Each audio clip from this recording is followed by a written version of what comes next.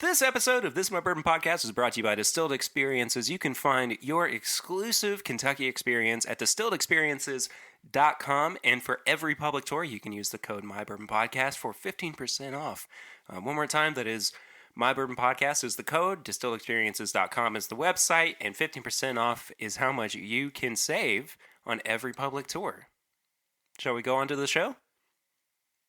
Okay, yes, Curtis, yeah, all right, great. Roll the tape. Yes. Oh, jeez.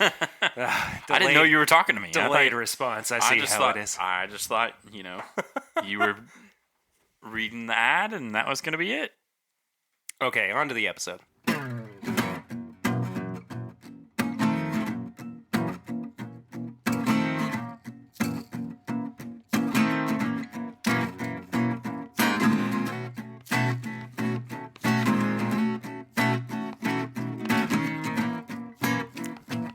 Hello, everybody. Welcome to episode 114 of This Is My Bourbon Podcast. I'm your host, Perry. Curtis is sitting in the bourbon room with me.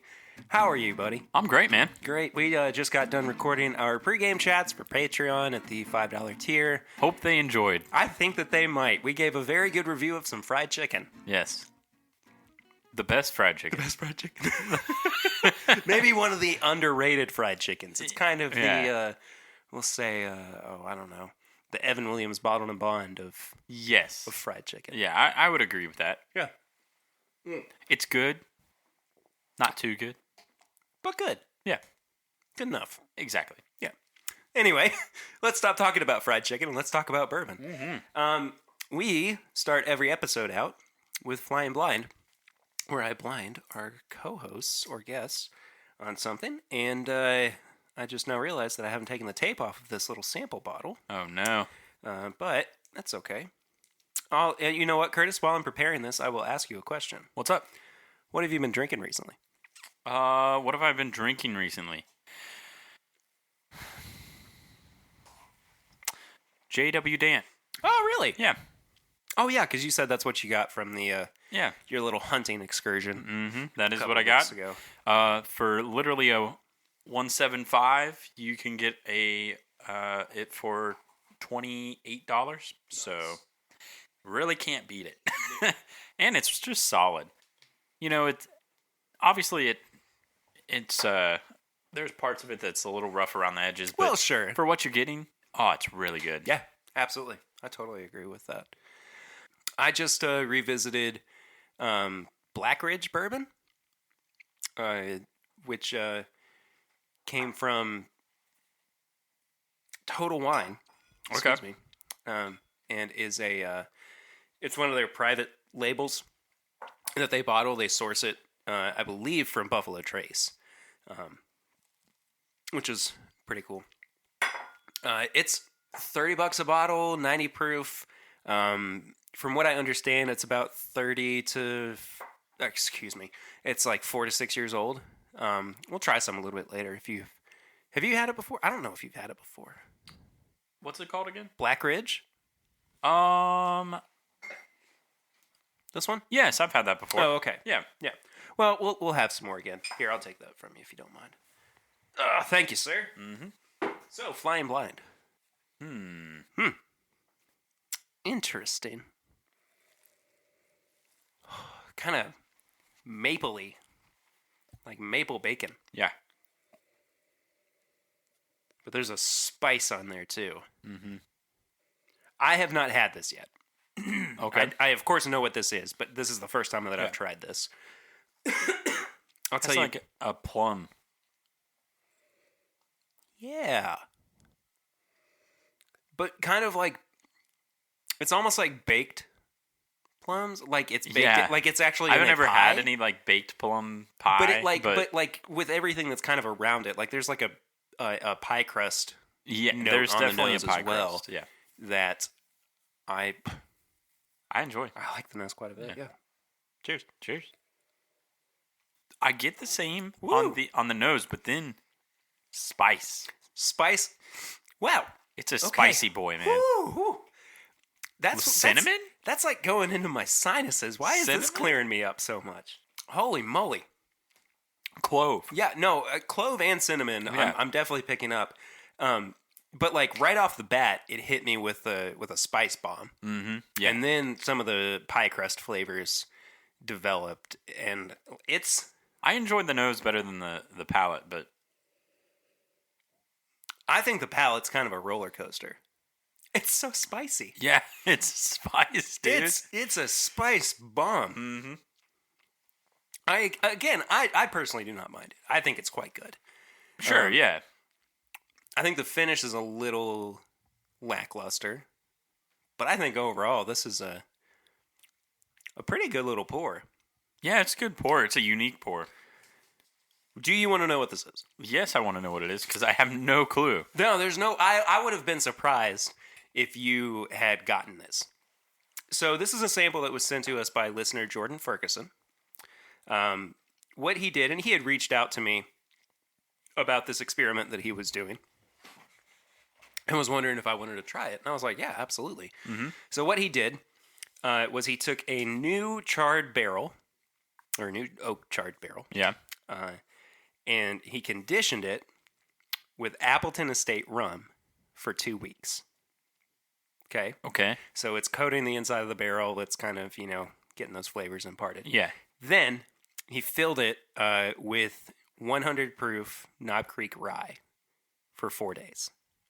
So this is a Knob Creek rum finished rye. Okay. Would you have ever been able to guess that? No, I wouldn't have ever gotten that. I understand why I'm getting all of the spice and the from the rum, but yeah, no, I wouldn't have gotten that at all. The more I'm thinking about it, Wild. though, yeah, Just wild. The more I'm thinking about it, though, the more I am sitting there going, "Oh, duh, Yeah, right. it was a rum. It was finished in a rum cask." Yeah, Nah, man, that's a great little experiment. That he pulled off. So, and what kind of barrel was this?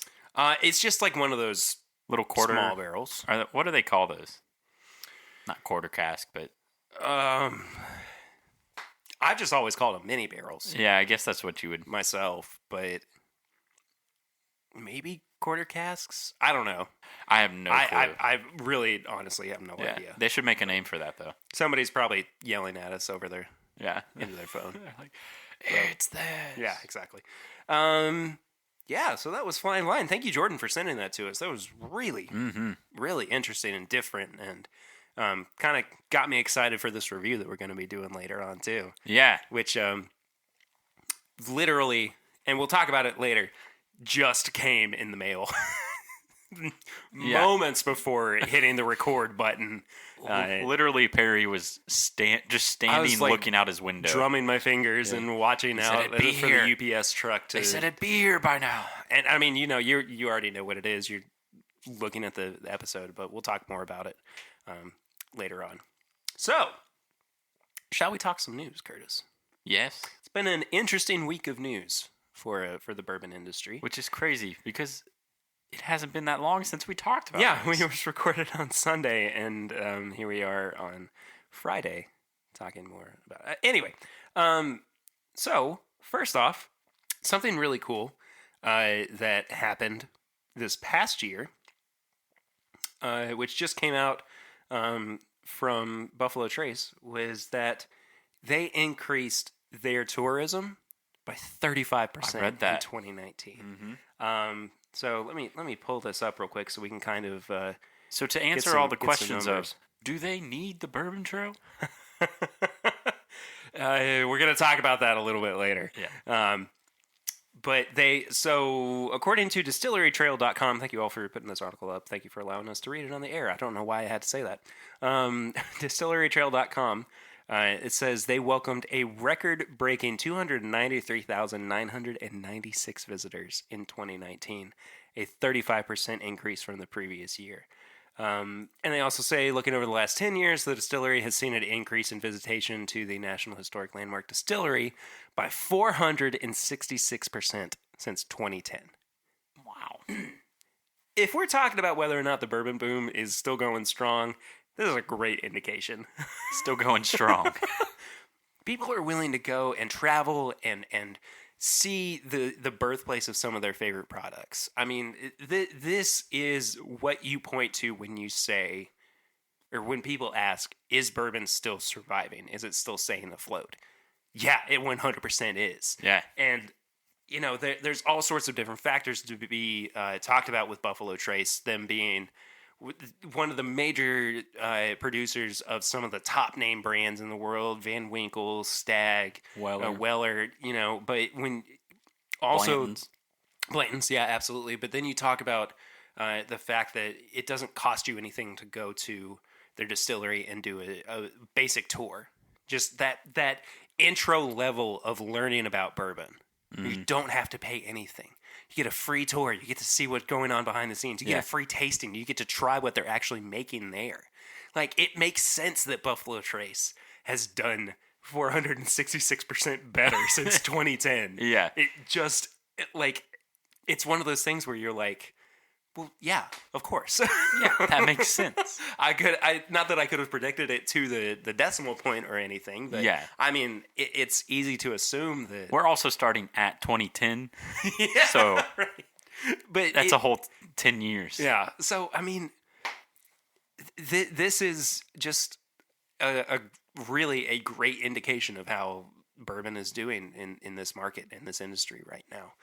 And, out of those 293,000 visits, I was probably there about 2,000 times.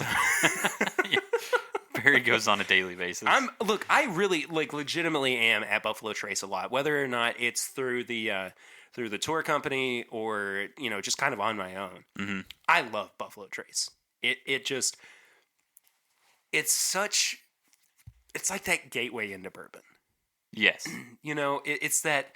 It's that thing you come back to. It's the nostalgia of like growing up as a little kid and having all those flavors and smells that remind you of being 8 years old, and like the storybooks that you remember from being even younger. Like Buffalo Trace is just, it feels like almost, and it's not, but it almost has this like Disney World of bourbon. Yes, it's like the Disney World of bourbon, and the other that I was gonna say was similar is the Wonka factory. Yeah, absolutely. It's like the Wonka factory of bourbon.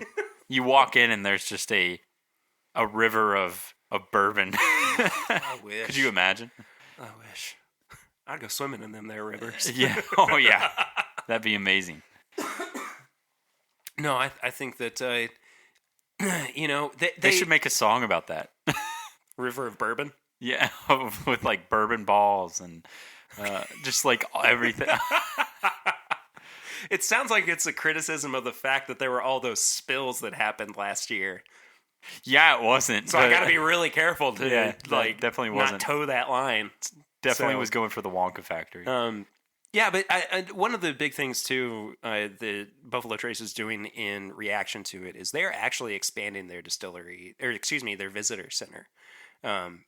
So you've been to the mm-hmm. visitor center, of course. So that back wall, from where if you go through the gift shop and head to the stairs where you go up to do your tasting and everything, that back wall is getting torn down, and they're basically doubling the size of the visitor center. That's great. So they're going to have even more room. I mean, it wouldn't surprise me if this time next year we're looking at these numbers and it's 350,000.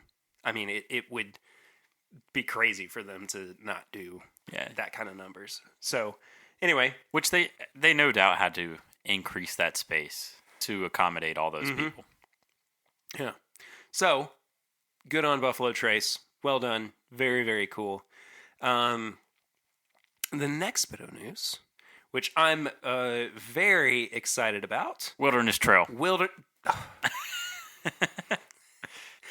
You beat me to it there, bud. I had to. But yeah, no, Wilderness Trail has made the move from the craft trail to the main bourbon trail. I will say, I knew this was going to happen. Like, legitimately, I had heard, back in July or August that this was a move that Wilderness Trail was going to be making. But it's just exciting to see that this is actually happening for them. We have been fans of Wilderness Trail for so long, and it's great to see them doing so well. Oh yeah, There's just, I don't know, man. it's gonna be great just because they are coming out with so many different, so many new releases and different products, and now you're getting into 6-year bourbons, and I think it's a good move to That's really 6-year just bourbon. jump on that. Oh man, While they could. I'm like counting down the days until the 6-year bourbon gets released. Yeah. But it does bring up an interesting point of conversation. And I want to get your perspective on this. So with Wilderness Trail, this is now the 18th distillery that is on the Kentucky Bourbon Trail. Now, if we're talking about, what's happened since 2010, there were 6. I didn't know that. Yeah. So just a decade later, it's gone up 20%? Oh yeah. At what point does the Bourbon Trail get too big? Is 18 too many? Is 20 too many? I mean, like, where is that line for them? And it feels like originally it was this kind of exclusive club. Yes. And it was. And it definitely was, but the one thing that I have learned about the Bourbon Trail over the past year is that there's not a committee that decides who gets in and who doesn't. It's all based on paying into it. Yeah, monetary value. And it's $250,000 a year to be on the Bourbon Trail, to be, through the Kentucky Distillers Association and everything. I get it. I get that these distilleries are trying to make a name for themselves and they're trying to get that extra publicity and everything, but I personally think that if your product is up to that standard, you don't necessarily need to pay into it, right? And that's not knocking anybody that's on the Bourbon Trail. Yeah, I'm not trying to take anything away from the fact that they are doing well enough, especially since there's distilleries that are forefronts of the industry. Yeah, absolutely. I mean, we talk all the time about how much we love Heaven Hill, how much we love Wild Turkey. Well, some of us love Wild Turkey. I'm just kidding. I just 101. I know. I'm just messing with you. But anyway, those are brands that are really well known. Woodford Reserve, too. But the point is, do they need it? So, two-pronged question. Do they need it? Okay. And at what point does the trail get too big? I think it is approaching... I don't think there's necessarily a time where it's too big. I think the problem is that there's no requirement. There's no set of rules or requirements to be on the Bourbon Trail other than one, and that means you pay it. I 100% agree. There has to be a committee. We've talked about this. There has to be a committee, a certain amount of barrels produced, or visitors coming to your visitor center. Yeah. There has to be a evaluation, a benchmark of saying this is what it takes, and it needs to be a competitive benchmark. It can't be like a low bar. I don't think absolutely, because then it loses its whole appeal. If there's 30 distilleries that are like full out bringing in 50,000 visitors that are coming, like that are producing this many barrels have this many rick houses, like that kind of thing. Mm-hmm. I think you should be on it. Yeah, but I think there is a point where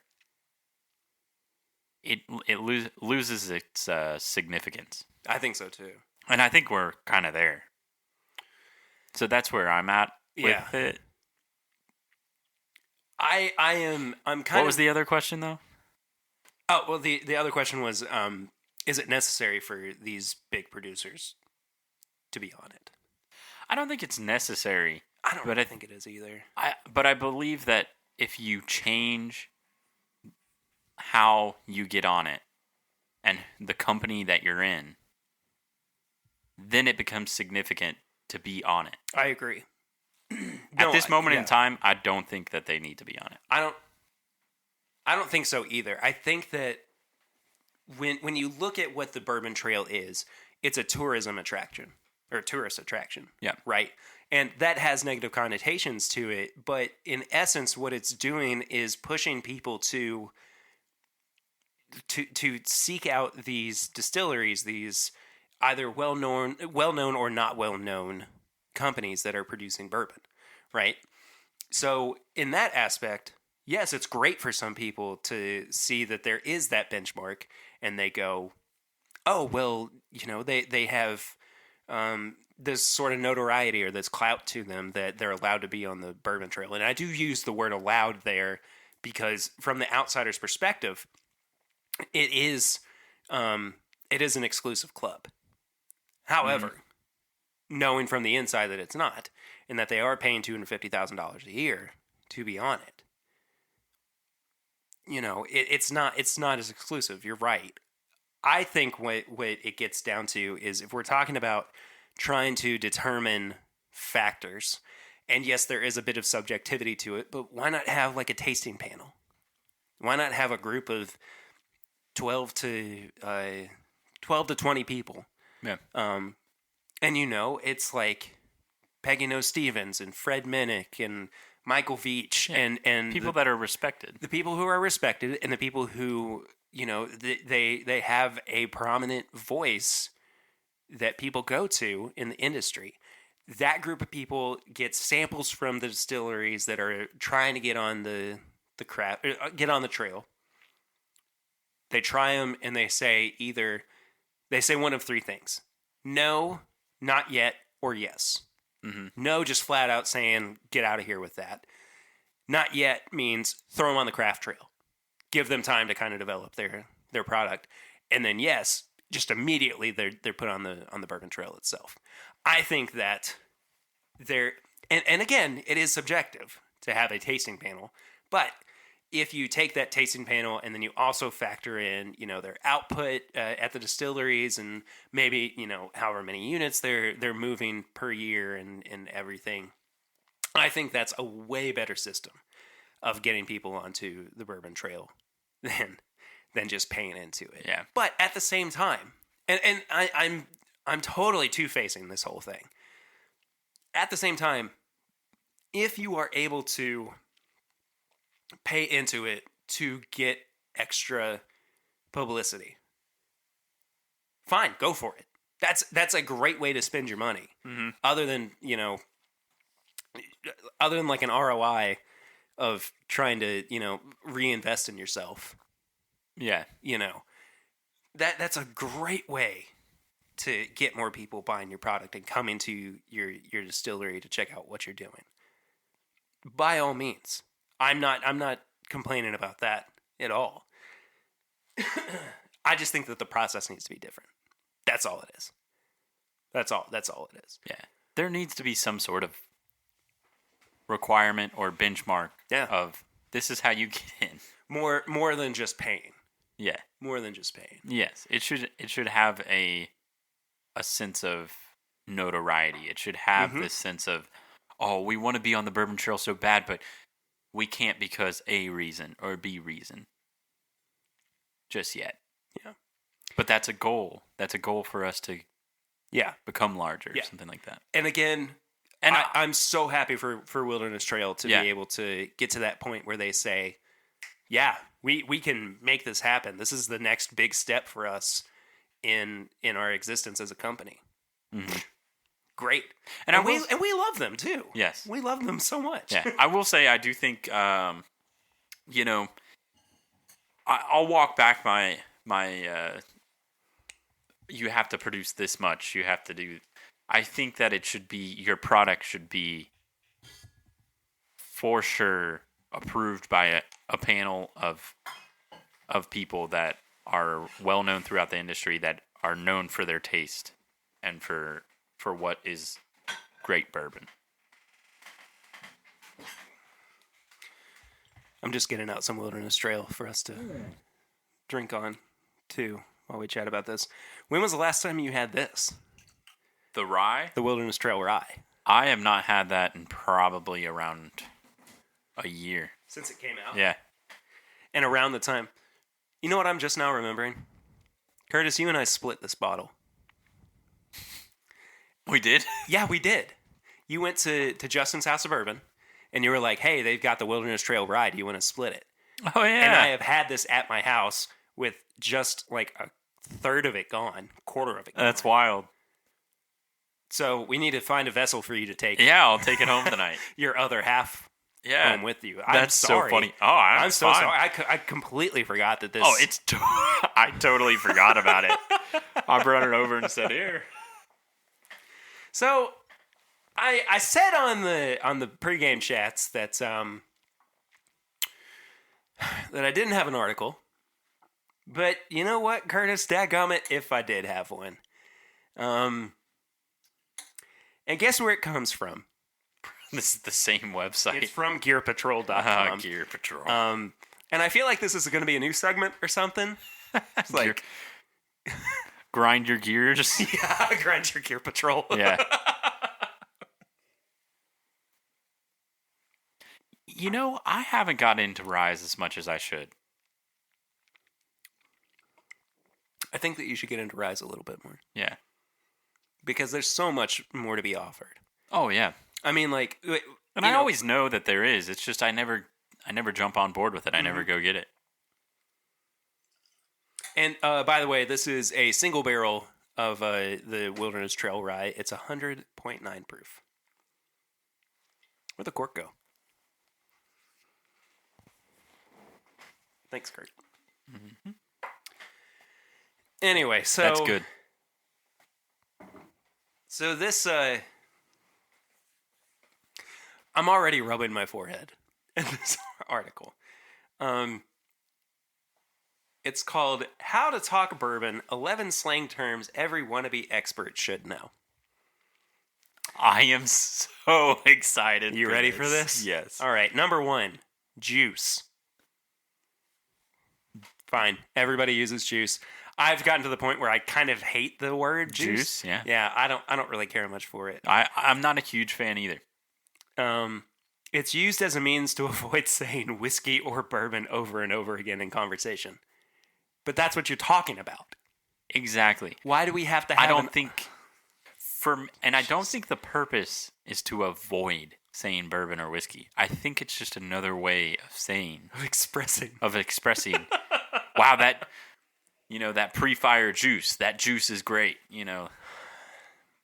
I get it, but I don't like the term. I get that people say it. It's not my favorite either. It's been used to death. Yes. And to say wannabe expert, anybody can say juice. Anybody can say There's juice. no entry, there's no level of expertise where you say, oh, I can say juice now. So how about this next one, which is also dumb? Unicorn. Yeah. It's one that goes without saying. Yeah. Everybody, people use unicorn in multiple things. You don't have to have somebody explain to you. Yeah. Jeez. Next one, honey hole. I kind of understand that one a little bit. Yeah. I'll give them a little bit of credit there. Yeah, I mean, I'll give them that. Not everybody's like, oh, I get it. Yeah, exactly. And they have a pretty good description. They say most honey holes are found on the outskirts of urban areas where they'll receive a city's allocation of high-value bourbon, but with far less foot traffic. That's true.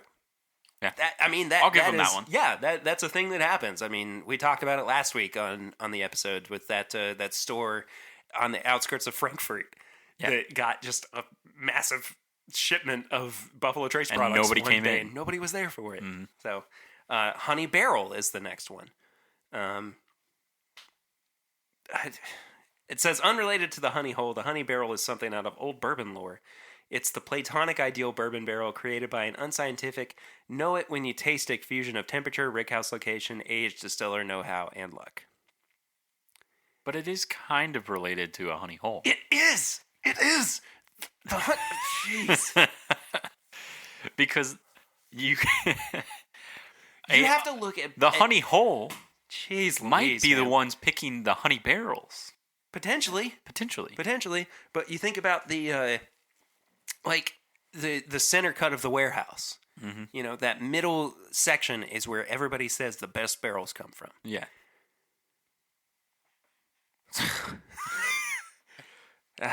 Continue. I've never heard of this next one. Okay. Fake tan. Fake tan? Fake tan. The only thing I can think of, and this is just me using context clues, is somehow a fake tan is like it looks darker and and older than it is. Yeah. Is that wrong? No, that's right. So what they said is, though adding artificial caramel coloring to deepen flavor is a banned practice in the bourbon world, some drinkers insist there are distillers who give their bottle a fake tan. What? Why? Whiskey goes into a barrel as a clear spirit and comes out somewhere on the yellow, gold, brown spectrum. The longer bourbon ages in a new charred oak cask, the deeper the hue, and seeing as many drinkers still equate age to quality, a deeper color is a desirable trait. Never heard this phrase used before. I've never heard anyone use it. Never. Because that's not something that happens with bourbon. It shouldn't be happening with bourbon. If it is, you need to be shut down. Probably, yeah.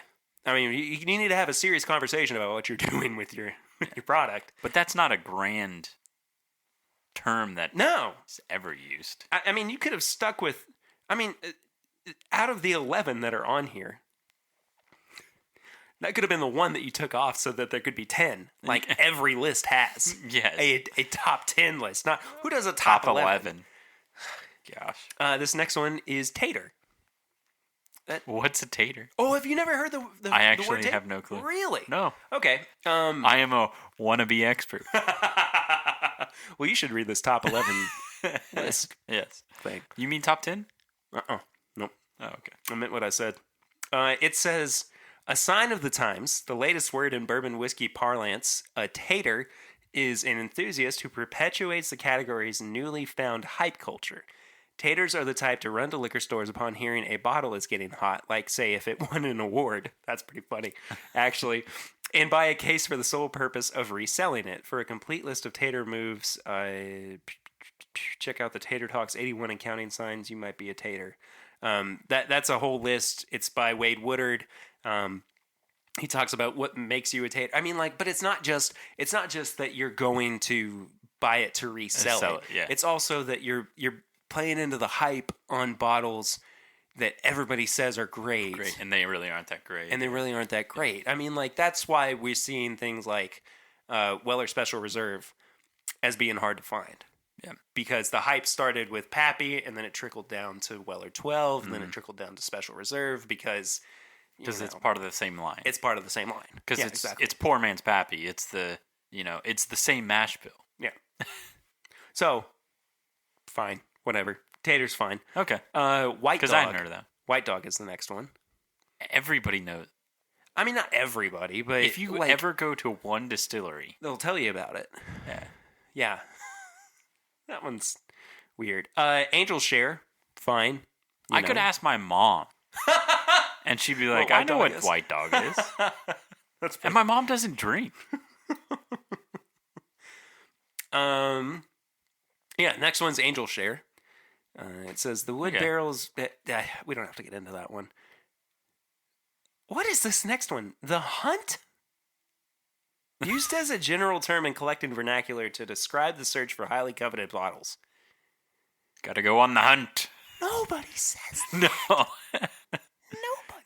I would like to... I imagine if we were crafting out of clay this wannabe bourbon expert or newbie or whatever. Okay. And all you give them is like 3 or 4 bottles and then this list, and then everything that they've learned in that vacuum is how they're shot out into the world. So many people would go, what is the matter with you? Yeah, why do you keep saying Nobody says, I'm going on the hunt this weekend. Yeah. Would you like to join me? Would you like... I've got the horses. The horses are ready. The horses are ready, and the dogs dogs are chomping at the bit. And We'll by be- George, we're going to catch that fox. While going on the hunt. The hunt for the unicorn. Dusty's is the next one. You're not a tater, are you? Yeah, that's they have to incorporate that. Yeah. And they hold a bottle up to the light and they go, this looks like it's got a fake tan. on Fake it." tan. As they ride, they go, there's the honey hole.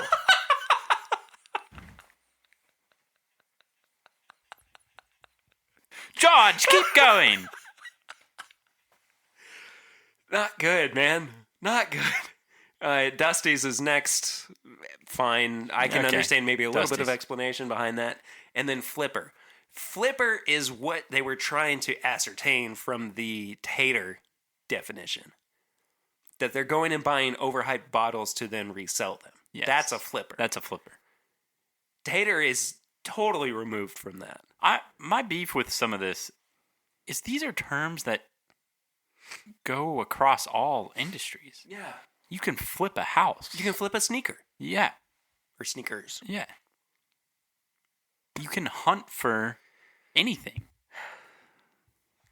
I'm hitting my head on the microphone, listener, because I'm exhausted by these Gear Patrol articles. Yeah. I would like to assume, though, that a couple weeks ago they caught wind of the fact that we were reading these articles on the podcast and they're just trying to get ridiculous I would love that. and they're just putting it out for us. Uh-huh. If that's the case, Keep it up. keep them coming.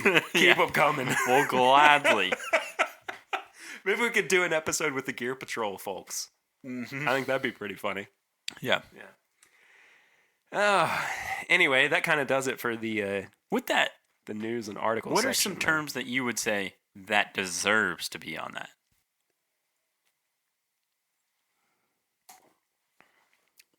Not all the ones they gave, but just ones that you're like, you're missing. That's a good question.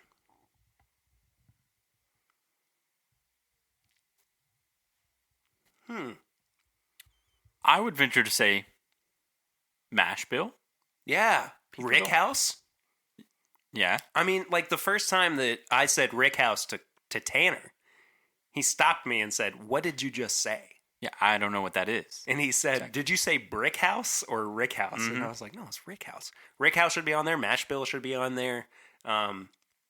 I can kind of see White Dog being on there as a Sure. You know, Okay. I think that Master Distiller needs some explanation. I don't think that that's immediately comprehended by everybody.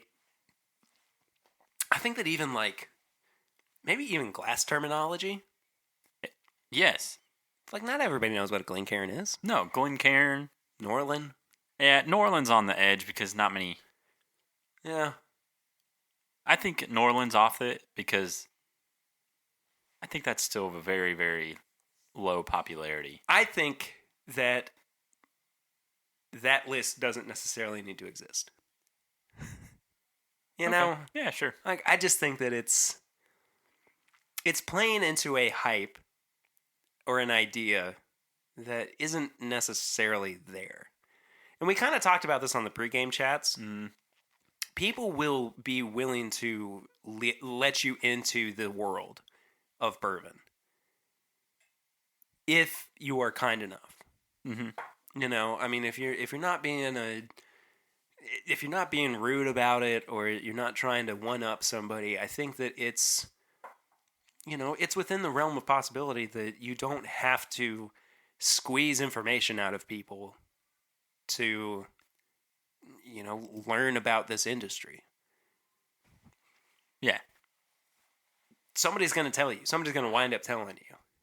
Yeah, I don't know if there should be a list. There No. should probably just be, oh, you don't know what that is? Yeah. It's, such and such. Just because I've been doing this. Yeah, exactly. Exactly. I don't know, man. It's just, For example, I didn't know what a tater was. well, sure. Yeah, that's fair. That's totally fair. Well, that was kind of our, I would say kind of our main topic. I don't really have anything else to talk about unless you do. Nah, I'm cool with that. Yeah? Do you want to review this Elijah Craig rye? I do want to review this Elijah Craig rye. I am so excited for Before this. before we get into that, Wilderness Trail rye, what's your thoughts? Oh, very good. Yeah. Quite good. You know, rye boasts that thing of, because it's younger. Well, excuse me, no, it doesn't have to be as old to have as much flavor or as Yes. much body to it. And this is a 4-year-old Naturally, rye. because the rye. Yeah, exactly. Rye has more of a spice, more of a... More flavor to it in Yes. general. So I think it's great. I need to do this. I need to do the Wilderness Trail rye and the New Riff rye up against each other I'd love to do that. to see which one I like best. Because I like just kind of right now I'm leaning towards the New Riff rye, but this is still very good. Yeah, and I don't believe I've ever had the New Riff rye, so I will have to compare those two. It's very rye. It's very rye. Yeah. To steal a phrase from the Greeds. It is very rye. But it's good stuff. Which makes sense. I think that is funny. That if I'm a distillery listening to this, well, yeah, we put rye. That's why we called it a rye. Because it's a rye whiskey. It's a rye whiskey. You idiots. That's All right. very right. Well, yeah. Yeah, no duh. It's supposed to be. So this, as I said before, is the Elijah Craig Straight Rye. Kentucky Straight Rye Whiskey. It's 94 proof, just like Elijah Craig Rye is. This came courtesy of Heaven Hill, as they have been so gracious to us over the past few months. They've sent us bottles and sample bottles and whatnot to Very much so. review on the podcast. Thank you, Heaven Hill, for sending this. Very, very cool.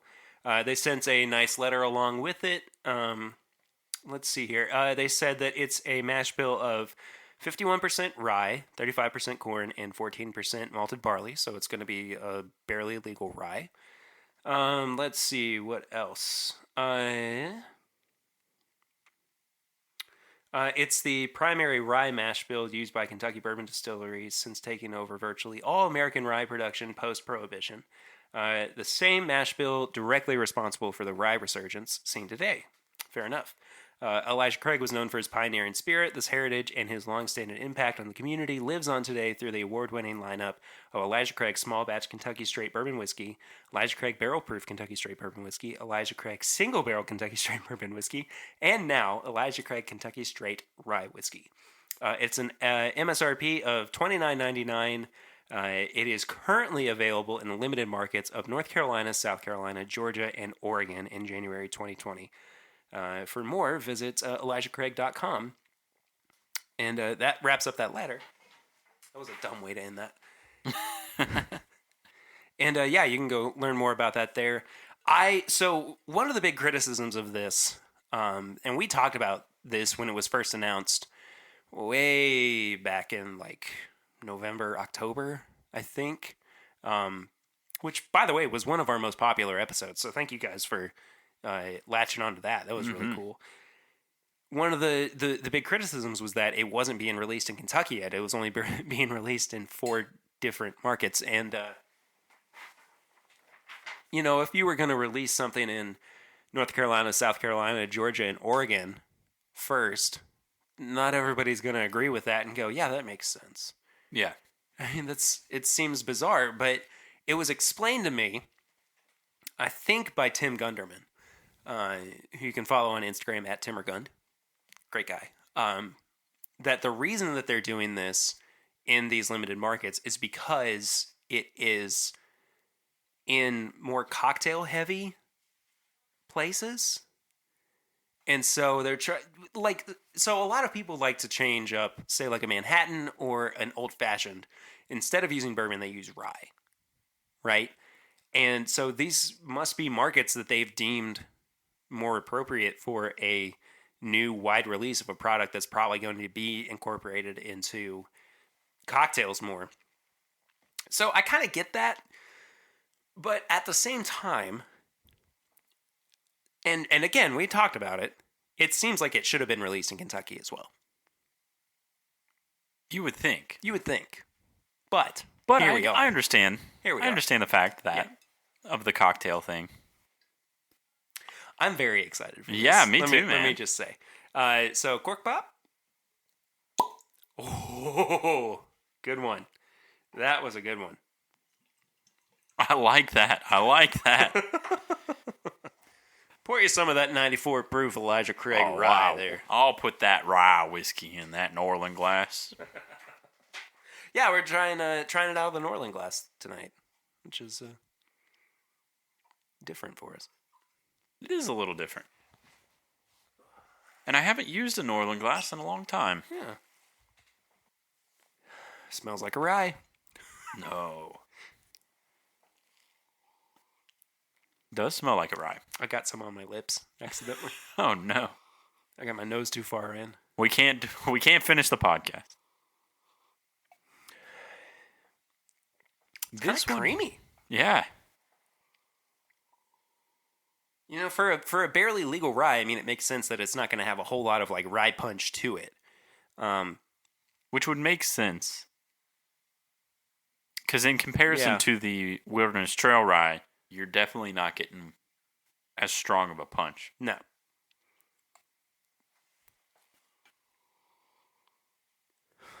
Kind of a light ginger spice in there too. Yeah.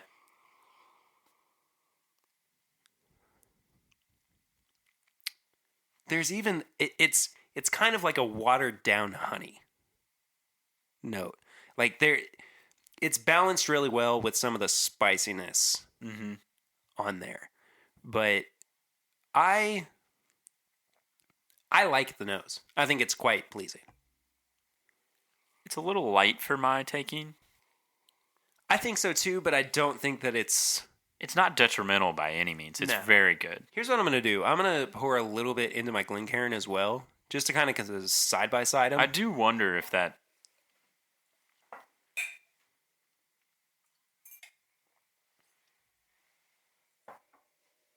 Oh, okay. Yeah, now it actually smells more like a rye once it's actually in the Glencairn. Yeah. And now I can get the. Now it's not light. It's not light at all. I actually like the nose a lot more in the Glencairn than I do the Norland. I used to think I liked the Norland glass better. I think that the Norland is made for a more overall smooth experience. And smooth is not a word that I really like using too much when I talk about bourbon, but it's what you want a smooth taste to be. Yeah. But if you're really looking for tasting notes, I think the Glencairn is going to be superior.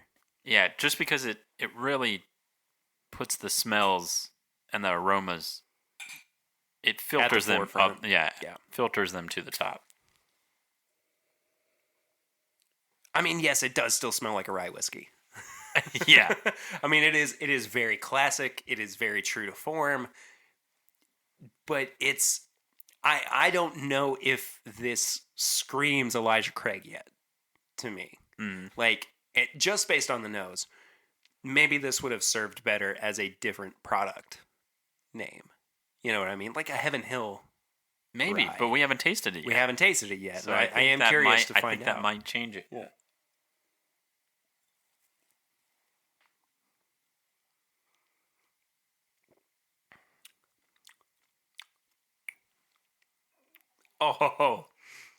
Oh.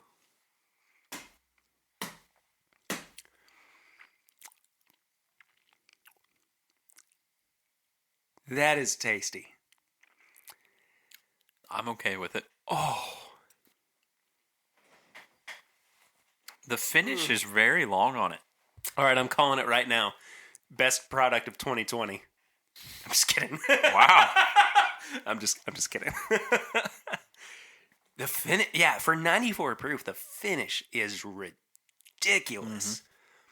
I'm starting to get like floral notes towards the finish, and that honey's kind of popping out a little bit too. It's kind of when I say floral, I'm thinking kind of like kind of hibiscusy, kind of rose water, Like, Yeah. it's very kind of like I'm getting bouquet. a very, very fresh, like a fresh It's thyme very fresh. or like a fresh mint kind of feel. I had my doubts. I legitimately had my doubts. Okay. This is really I had good. my doubts when I was nosing it in the New Orleans glass. Right, and you went back to the Norland as well. How are you comparing the two now? How do you feel in comparison, I guess? I prefer it in the Glencairn, but I haven't tasted it yet. I have, and I definitely prefer it in the Glencairn. Yeah. It loses the creaminess Mm-hmm. that was on the mouthfeel. The nose is With the significantly better with the Glencairn. I think it overall Yeah. is significantly better in the Glencairn. Yeah, it loses the finish. The palate is so much lighter. There's nothing up front. It's just not it's just not as good. Yeah. The palate, I think it makes it too smooth. It makes it water, Yeah. which No, doesn't I make totally agree sense. with It you. shouldn't. You think it would enhance it. I think too, and kind of going back to my previous statement about a smoother experience with Yeah. the Norland, I think it's more tailored to high proof whiskeys. I think so too, because it takes the ethanol out of the. Exactly. Yeah. But it does something to lower proof whiskeys where it just kind of kills the mood. Yeah, no, I know. You It's know, like, it just but I doesn't- need that. Yeah.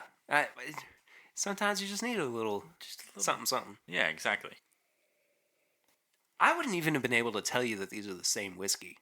I couldn't either.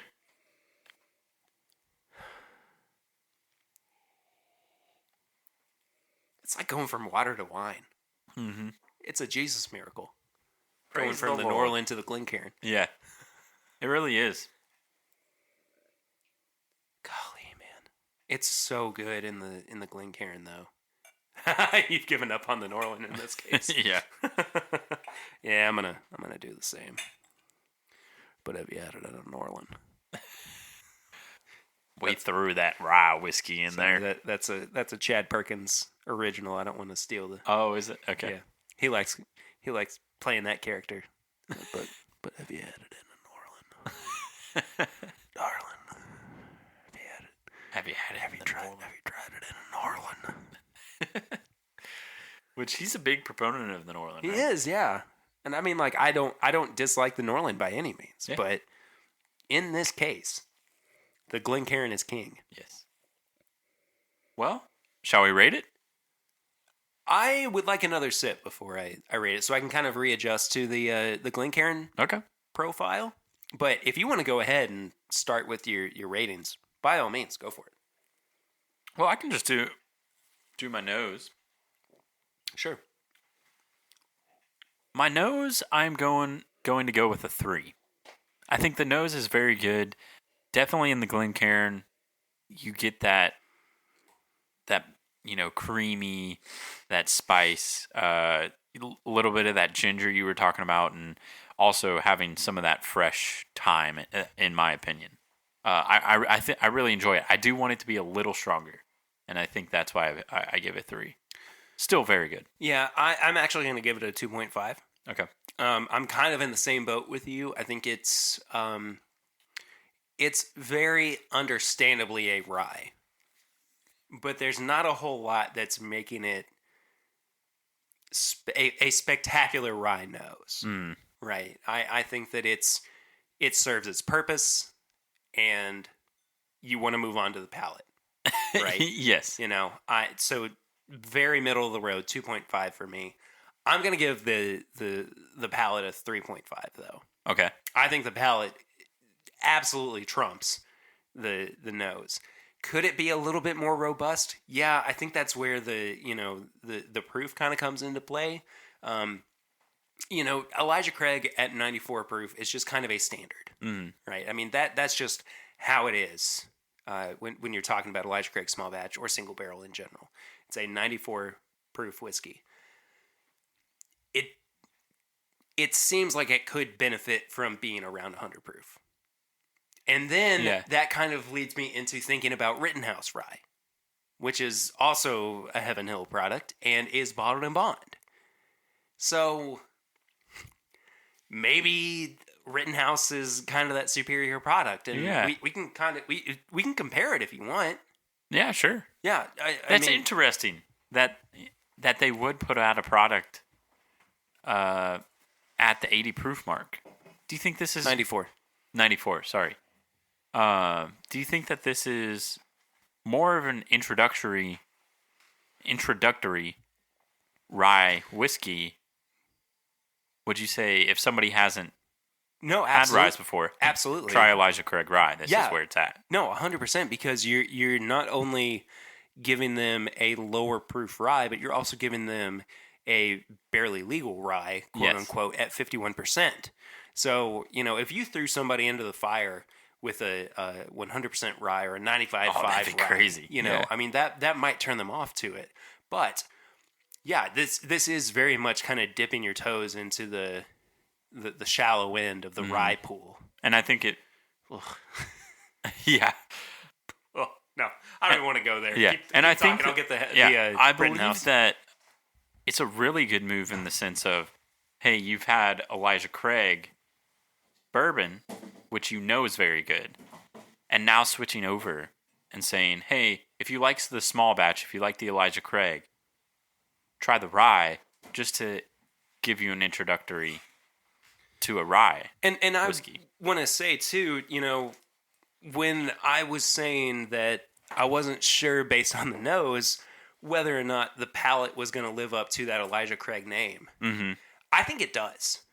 I really think it does. I think it tastes like what you kind of would expect this whiskey family to taste like. Yeah.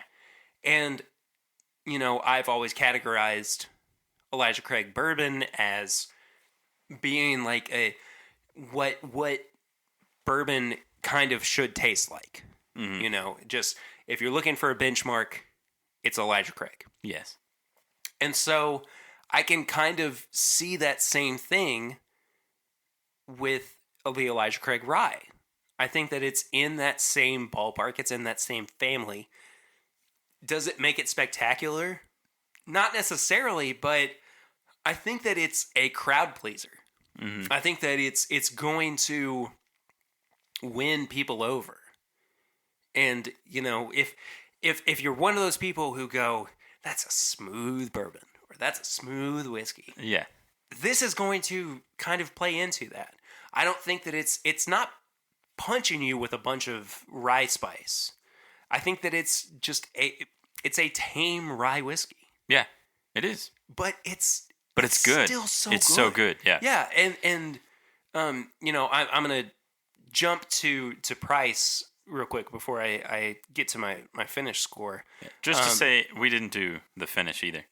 Yeah, no, that's what I'm saying. Is I was going to jump to my price just because it was on topic. Gotcha. Well, I will shoot over to my palate and just say that I put it as a 3.5 as well. Oh, okay, great. Because I think that's where it really shines. Mm-hmm. It really gets you with the rye spice a little bit. Yeah. It eases you in. I think this is a perfect way to get into a rye whiskey. Yeah, yeah. And again, if we're comparing it to. And maybe it's not fair. Maybe there's a bit of, it's apples and oranges. But if we're talking about what the quality of Elijah Craig bourbon is compared to this rye, I think that it's very, very much on par. Mm. I mean, if we're just taking it at face value, and you're going, this is what it should be. I think a 3.5 is an excellent score for it. Honestly. Yeah. What about the finish for you, though? The finish is on par with the nose for me. I think it's at a 3. the finish is my least favorite part, not because it is bad, it's just not enough. Okay. So I'm going to give it a 2. Gotcha. Again, it's not because it's bad by any means. Mm-hmm. It's just it needs to have a little bit more to it. And again, I think that, the higher proof could have done something extra for it. I think that a higher proof, lower aged rye whiskey is typically pretty spectacular. And I think that, what do they say? I don't even know if Heaven Hill gave us an age. No, they didn't, but I imagine that it's around the 6-year mark. So in that case, yeah, it could be a little bit higher proof. And we're going to try the Rittenhouse while we're doing barrel rings and the mailbag as well. But yeah, the finish just needs a little bit something else. It needs just a little teeny tiny bit more to bump it up. I understand that. Being said, I felt like the nose and the finish were on par for, sure. like they were the same for me, and that's why I put it as a 3. I just didn't get it. If we're talking, nose to finish, it was just kind of a downhill slope. Okay. For me, yeah. But at $30 a bottle, I think that's a really good deal. And you do have to take into account that it's part of a storied brand.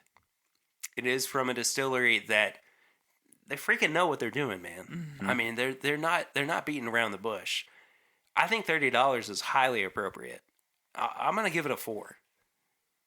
Yeah. And this is one of those rare times where, a lot of the time, I'm taking into account everything else, the nose, the palate, and the finish when it goes into my price. But I think, like, if we consider it more of a value, I think the $30 is great. Mm-hmm. I really do. I totally agree, and I'm gonna give it a 4 too. I didn't realize that it was $30. Yeah. And you can't beat that. No.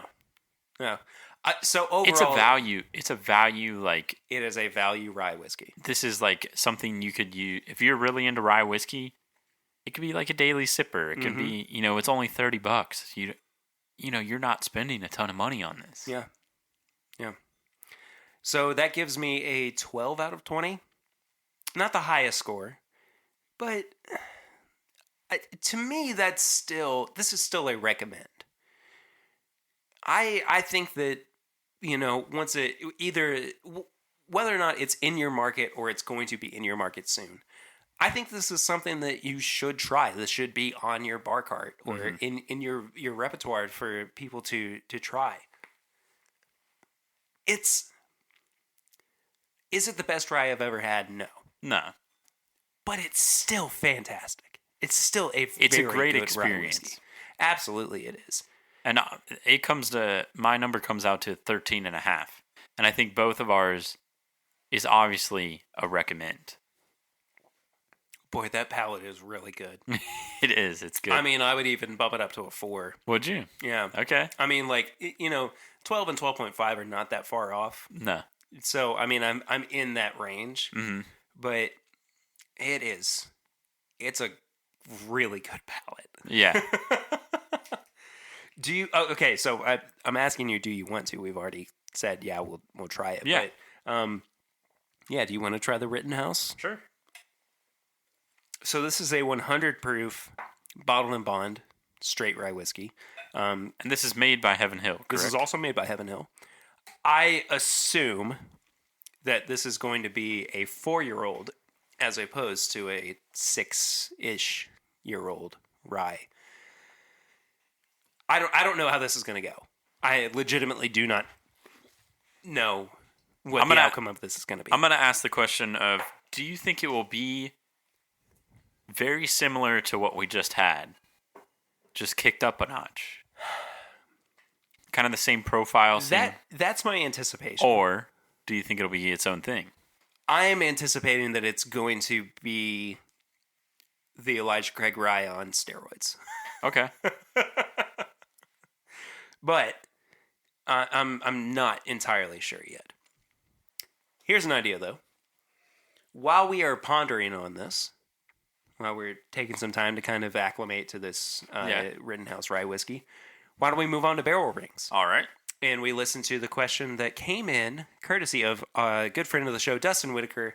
He called into the show at 859-428-8253, left us a voicemail, which is something you can do every week. This is Dustin's voicemail that he left for us for barrel rings. Hey guys, it's Dustin. Just wanted to call into the show and see how you guys are doing.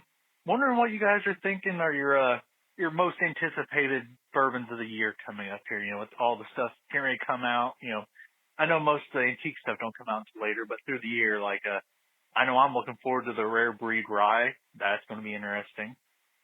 So hopefully you guys can come up with different stuff. Maybe I don't know what else. Let's see what else I can think of real quick.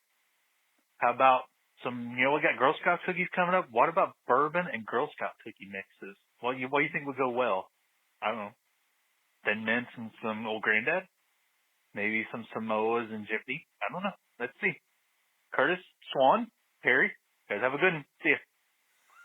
That's awesome. That was good. Yeah. We'll answer that in stages, I guess. We kind of answered some of this last week, but our most anticipated releases. For me, it's definitely the Rare Breed Rye. I kind of feel like this is going to be 2020 might be the year of rye. You think? I think that rye has something special in store. Yeah, because we have the Rare Breed Rye. We have the Elijah Craig. Elijah Craig Rye. Yeah, it could be. Yeah, it could be. I'm very interested in the Wilderness Trail new releases, the 6 year. The 6 year. Very excited about that. I have to refer back to this this release calendar from breakingbourbon.com. Yeah. I am really hoping that this year's Booker's is going to be better than last year's. I really, really hope that it's going to be. Not that last year's was bad, but it just was kind of disappointing. It was all pretty even. Yeah. Of course, Kentucky Owl, I'm real pumped for this coming year. I was, again, a little bit let down by last year's Four Roses limited edition. So I'm kind of hoping that 2020 is going to be just a hair better. Yeah. I'd like to see what comes out of Little Book this coming year because we were such big fans of Little Book 3. Yep. That's kind of it for me. I mean, I don't know if it's my most anticipated, but I am interested in seeing what the benchmark releases are going to be like. Yeah, that'll year, be interesting. If this is the year that they come out. What about you, Kurt? I'm very interested, and this is kind of not if I can find more Henry McKenna 10-year. I know that's not a release. I know what you're saying, though. Like, you would like to see it I just would like to see it more. Yeah. And so I obviously have the Wilderness Trail. What's some others on this list? There's Single Barrel, the Wild Turkey Master's Keep 17-year bottled and bond. Knob Creek's getting the 9-year age statement back. I'm excited about that. I'm pretty excited about that too. I think that'll be really cool. I don't know if that necessarily changes much, but I think it's nice that it'll be on there. Here's one that's not on this list from Breaking Bourbon, and we definitely talked about it last week. But the Old Forester single barrels that are getting bumped up to 100 proof and barrel proof. Oh, yes. I am really interested to see what those are going to be like. Mm-hmm. I don't know if they're going to be great by any means because that's just, I don't normally lean towards the Old Forester line. Yeah. Well, the flavor profile. But, I'm always willing to be challenged on that. And, if something good comes from it, I'm here for it. Yeah. I'm here to try it. So number one that you're excited for? I'm gonna have to go with the Rare Breed Rye.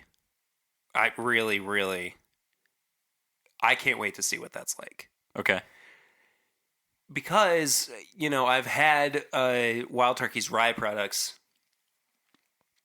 before, but I just don't know what it's going to be like at that proof. It's going to be 112-ish proof. That's really interesting to me. That's really intriguing. And I think just kind of from a kind of like a scientific approach, I think that's what I'm really looking forward to. So that's kind of it for me. What do you think? I'm really excited about the 6-year Wilderness Trail. That's okay. That's very, like tied for one. Yeah, I'm very invested, I think, in Wilderness Trail and New Riff, some of those craft distilleries that I personally have kind of grown up with a little bit. Mm-hmm. So I think that's why I'm partly anticipating those so much. Before we move on to the second half of Dustin's barrel rings, what do you think about the Rittenhouse? It's good.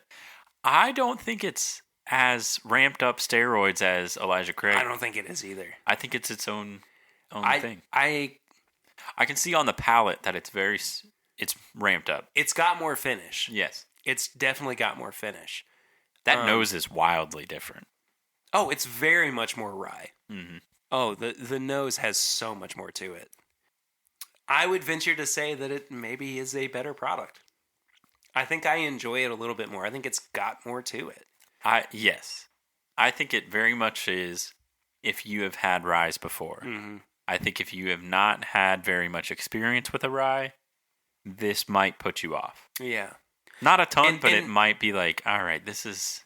And this weird. was one of the first ryes I ever had. This might be the first rye whiskey I ever had. Okay.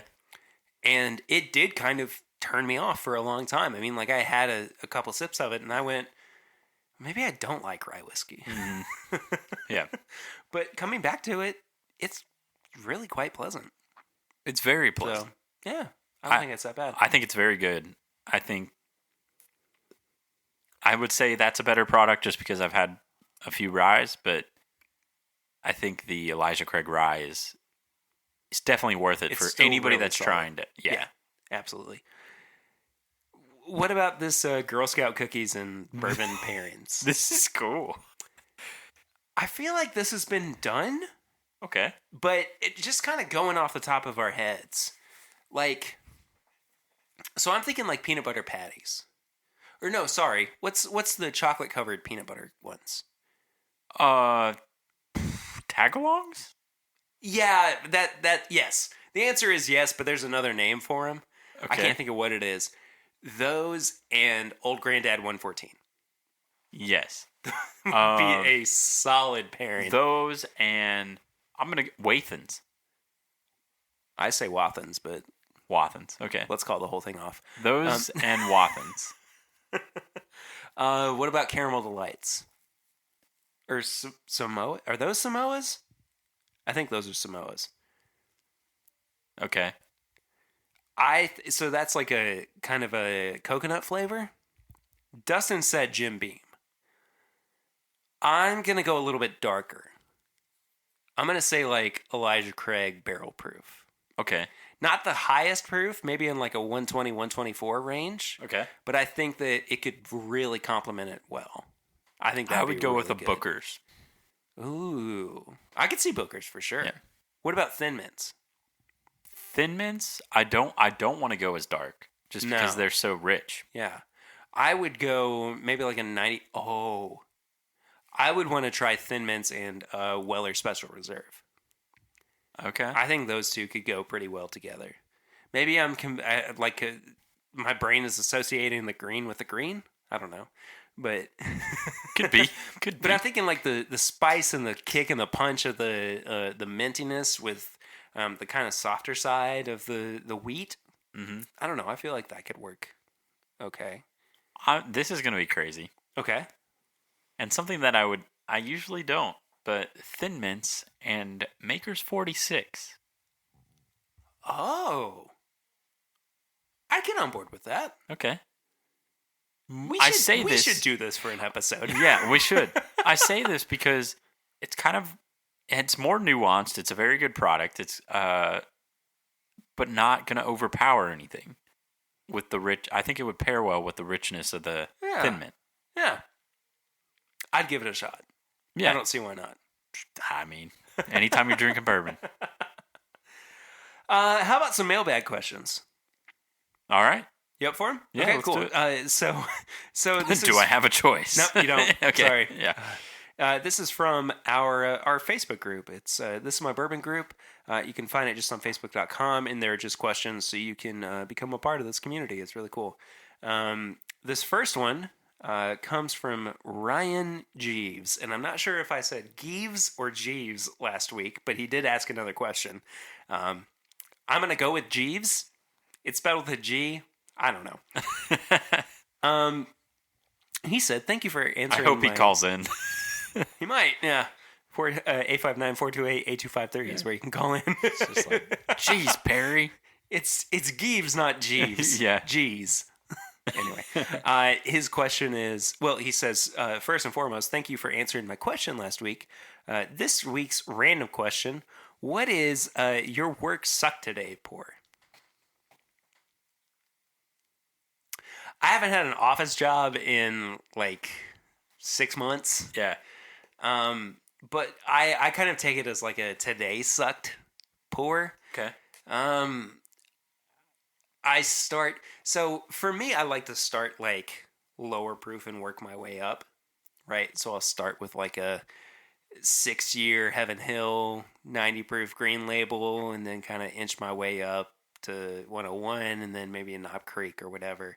But like, if the day sucked, I'm starting with Turkey 101 and like jumping like proof points by then, and like by the tip top of it, it's Elijah Craig barrel proof or Booker's or something like that, because they're pretty accessible pours that you can reach for fairly easily, and still you're not like going, oh, I don't want to pour this Booker's because I spent too much money on it. But it's still like, Booker's has a really good place in terms of like affordable barrel proof pours. Yeah, that's true. I think barrel proof pours are the today sucked pour. Okay, for you, all right. Yeah. See, for me, I go the other way. You go lower proof? I go lower proof. Really? Or not, I wouldn't say lower proof, but not barrel proof. Because I'm shooting for like Elijah Craig. Okay. You're going for the pounder. I'm going, yeah. If today sucks, and I'm pounding the... I feel like the Perry pour was made for the today sucks. Yes, it was. Yeah, except Perry does it every day. I don't. I'm just joking.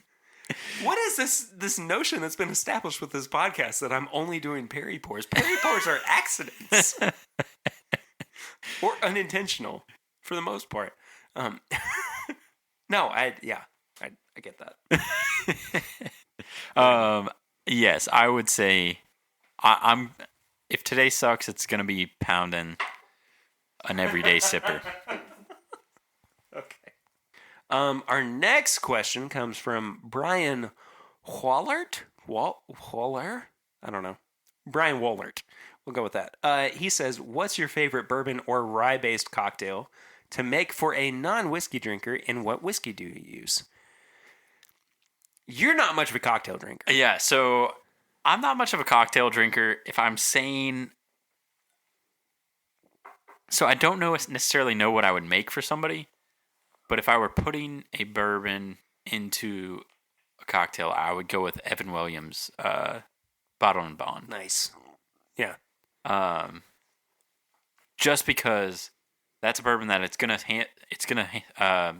hold up to whatever you're putting it in, for sure. And I think it's worth the bottle's not as expensive or anything like that, so you're not hurting putting it in a cocktail.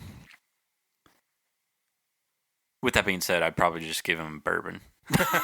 Yeah, I'm kind of the same way too, but I still love the what I thought up until recently was my own creation, but the Keeneland Breeze, Yes. bourbon and orange liqueur topped with ale 8. I think that's a really, really great cocktail to give somebody, and it's refreshing. It's got zest to it, and I think that the bourbon still kind of shows through with it too. And if you don't have ale 8, replace it with ginger ale. Ginger ale, yeah, absolutely. Brennan Mayer asks, Which is sorry. actually what the Keeneland Breeze is made. It's with Seagrams, not ale 8. What? I thought it was ale 8. It's ginger ale, I believe. You just blew my tiny Pear Bear mind. I'll have to check that again, but I believe that it's just Seagram's ginger ale. I could have sworn it was ale 8. So you might have actually created that drink. This one comes from Brennan Mayer. He says, what's your go-to glass? What makes you decide which glass to use, i.e. tasting, reviewing, nosing, proof? Follow-up, do a side-by-side of the same whiskey in a different glass and see if you get different notes. We did that. We did that already. We did that without even seeing the question. That's awesome. I kind of would say my go-to glass is the Glencairn. That's what I would say. If I'm reviewing, by far. Glencairns for me are tasting. Yes. Right? But I don't want to, the bourbon works. I don't want to discredit, that's what I'm looking for, a rocks glass, just as a pour. You know? If you're just pouring, if you're just having a drink, if you're having a glass of bourbon after work. Exactly. If you're having a glass of bourbon at dinner. If you're having a glass, rocks something glass, you've had, totally fine. Something you're not trying to actually sit down and think about, rocks glass. Totally fine. Yeah. Or the Norland glass. I think you could even put that in there. This next one's kind of a weird off-the-wall question. This comes from Tyler Pessour. He's a new member of our Facebook group. Welcome to the Facebook yes, group. Welcome, Tyler. Yeah. He said, what is the square root of pi? Now, on any other occasion, I would have said, I don't do math very well, but just so you know, I have memorized the square root of pi. It is 1.772453855091, and just in case you were wondering, Tyler, so there you go. I like it. Yeah. I'm glad Perry was there to answer that question. Next question comes from Joseph Brazo, good friend of the show. He says, and I've not read this one yet, so who's to say where this is going to go? Oh, boy. He says, I know they're rather intertwined, but of nose, palate, and finish, which matters most? Would you rather drink a bourbon that smells awful but tastes great, or a magical nose and crappy palate? And where does finish? So, Did that make sense? You look a little lost. No, I'm good. Okay. You looked slightly confused. No, I was thinking. Oh, okay. Yeah. Which apparently makes... I just look like I'm confused. But... It's just like your Swan. general state of being. Yeah, like Swan. Yeah. Swan's like, I'm just here for it. Yeah. I would rather drink a bourbon that tastes great but smells awful. Oh, yeah. By far. By far. I would go... This is how it would be. I would definitely want the palate. It needs to taste good. Yeah. I can get over the fact that it might smell bad. But I just thought of a very specific bourbon that I don't want to talk about on the podcast, but okay. Maybe we'll be a really good Patreon bonus episode. Gotcha. Sorry. Moving on. I apologize. So in the order, I would say palate to nose to finish. I would go palate, finish, nose. Okay. No, actually, I'd agree with you.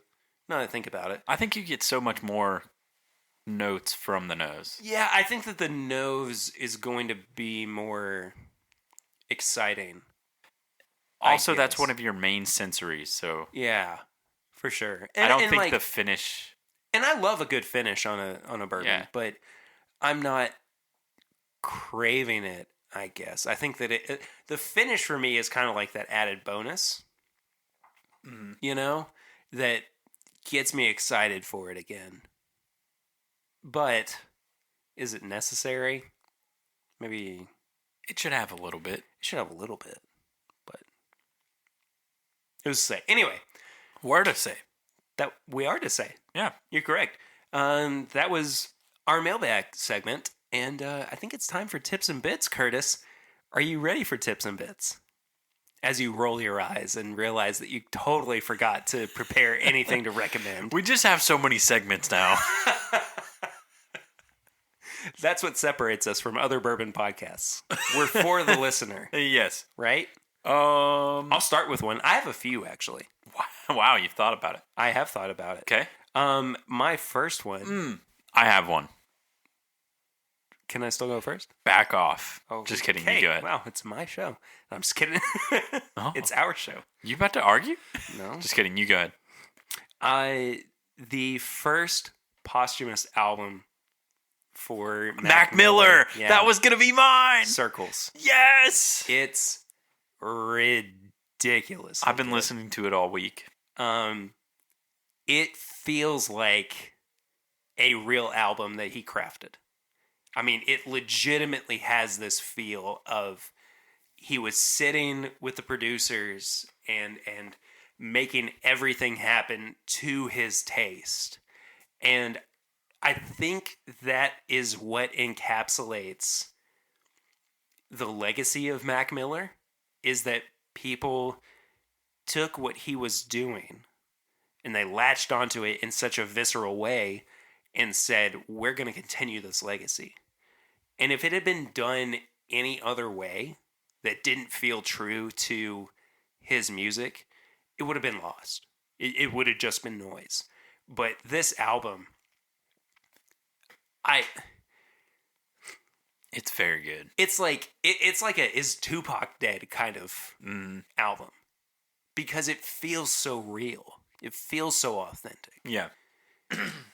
I'm sorry I stole your tips. No, and bits, but no, that's totally fine. That's funny that we were thinking the same exact thing, though. I think that's just a testimony to how authentic it is. And that first song, Circles, I'm a big in my fan opinion, of Good News. okay, yeah, I think Good News is, as the kids are saying today, a banger. it's a banger. It's as some kids would say, a bop. It slaps. It slaps. That's what I've heard recently. It's lit. I don't necessarily like it slaps, but It's fun to say every once in a while. It's fine. Yeah. I also like Blue World. Oh yeah, the groove on Blue World Yeah. is ridiculous. What about this? Have you watched the Jeff Goldblum show on Disney Plus? I have watched one episode. I really like it. Okay. I I mean, watched I'm the a- sneakers episode. yeah, that one. Yeah. And if you want to be a wannabe sneaker expert, learn Flipper. I really, really like that show. I've watched, actually, I think I've watched like 2 or 3. Okay. But if you're talking about just a really cool documentary, it's good. Yeah. I enjoyed it a lot. Do you have anything else that you want to recommend? No, I was gonna say Mac Miller. That was your only other thing. It was really good. I have one more, and it's partially self-indulgent rather, but also because I love and support him. Fred Minnick has a new podcast. It's called The Fred Minnick Show, and it ties in whiskey and music. Wow. Okay. So he's so far as of recording, there's only been 2 episodes that have come out. He is interviewing musicians and drinking whiskey with them. It's really, really good. And you know, there's some level of like, is this going to be overproduced, or is this going to be like out of touch with the podcast world? But it feels very self-aware. It feels very grounded, and I think Fred's done a great job with it so far. I'm actually going to be interviewing Fred about it here very soon, so stay tuned for that.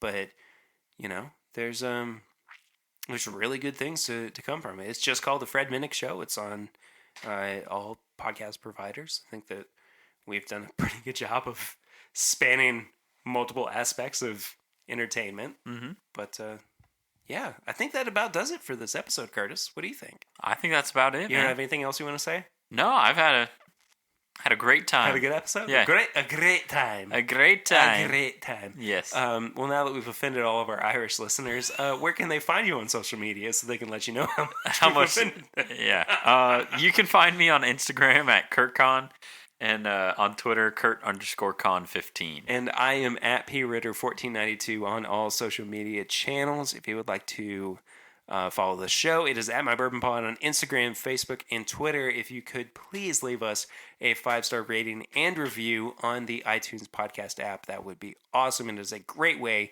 for new listeners to seek out the show, find it if they just search Bourbon Podcasts in the app. They will see it because there are more people listening to it and reviewing it. So for those of you who have done so already, we really do appreciate you. We're always happy to see new reviews coming in. This one, actually, as I scroll down to it, is from Shaybell20. And they say, well, the title is The Bourbon Boys Are Killing It. Awesome. Okay. Thank you. The review is, where to even start with these dudes? What they bring to the bourbon community is just hands down awesome. They have so much knowledge that is just so spot on and want to share with others. Yet at the same time, hearing others' opinions and knowledge is refreshing. Listening to this podcast has been a highlight of my week. I get so excited when I see a review coming up, and I know it's going to be honest and real. And I love how they can often have differing opinions about a certain bourbon. Not to mention, they are stupid funny. I guess we're funny, as I just break my glass on the floor. If you haven't already checked them out, you need to. Perry Pour has definitely become a continuous phrase in my vocabulary. Thanks, guys, for making a great podcast for bourbon enthusiasts like myself. Keep up the great work. Also, thanks for making it family friendly. Easy. I love that. Happy to do that. Yeah. Thank you so much. Shaybell20. That's awesome. Very appreciative. Yeah. So again, rate and review on the iTunes app. You can send questions or comments about the show to thisismybourbonshop@gmail.com. We always love hearing from people. You can become a part of our Facebook group at facebook.com/mybourbonpodcast. Just a couple questions to get you in and, make sure you're a listener of the show. All of our apparel and merchandise is at bourbonshop.threadless.com. You can check that out for sure. And then last but not least, you can become a patron of the show at patreon.com/mybourbonpodcast, where you can replace my glass that I just broke. Very sad about. No, it's fine. We're running out of glasses, man. We're going to be out of glasses here in a couple of weeks. No, for as little as $1 a month, you can help out the show as we continue month to month, week to week, day to day. It is a really great way for you to show your support for this podcast. You get bonus content at the $5 tier, like our pregame chats and like our bonus episodes that come out every month. At $10, you have a private and really exclusive little live stream or hangout that happens every single month. Those are always loads of fun. We just hang out and chat about whiskey and what's been going on with everybody for a while. I think that does it for this week. I'm tired. I'm ready to eat more fried chicken. Same. Thank you all so much for listening. I'll see you next week. But until then, I'm Perry. I'm Curtis. And this is My Bourbon Podcast.